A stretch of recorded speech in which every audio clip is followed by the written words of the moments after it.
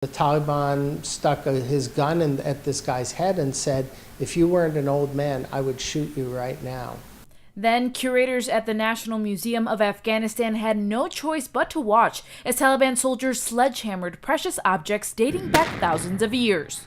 They had 70% of their objects, the artifacts in the museum, had been stolen, and we think that's something like 140,000 objects destroyed. Devastated, curators held the broken pieces of history in their hands, gluing together the artifacts they could salvage, piece by piece, an act punishable by execution under the Islamic fundamentalist Taliban rule. The Afghan curators and staff are a very brave and committed group of people who've literally risked their lives to protect these treasures. That's the history of an entire civilization. 3 Americans decided that they too would risk their lives for this cause. In 2012, the Oriental Institute at the University of Chicago launched a project with the National Museum of Afghanistan to protect the country's cultural heritage. Steve Camp, the Oriental Institute executive director, says it's a collaborative effort. Going out there and working closely with them and saying, what do you need? And it's to inventory, conserve, and rehouse the objects of the National Museum of Afghanistan.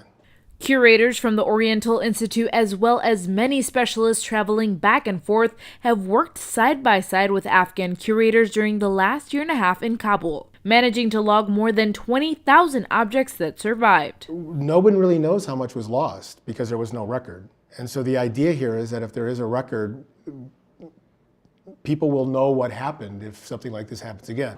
Now, if this were to happen again, the project awarded $2.8 million by the U.S. State Department would essentially help recover any items lost or stolen that belong to the National Museum of Afghanistan.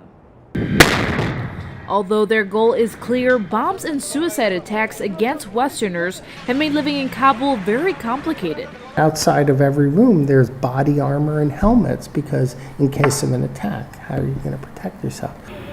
A recent suicide bombing at a restaurant frequented by the team in Kabul was a reality check for everyone working on the project. Kabul is the target, and the problem is you don't want to be in the wrong place at the wrong time. With still a year and a half left in Kabul, they're hoping to complete the task at hand and, most importantly, keep everyone safe. I would say most of us feel like it may be the most important thing we ever do in our lives, that it's something where we can really have a chance to do some good in the world. Because of these silent heroes, many future generations will have the opportunity to see the living proof of Afghanistan's culturally rich history. For Good Day to Paul, I'm Nicole Suarez.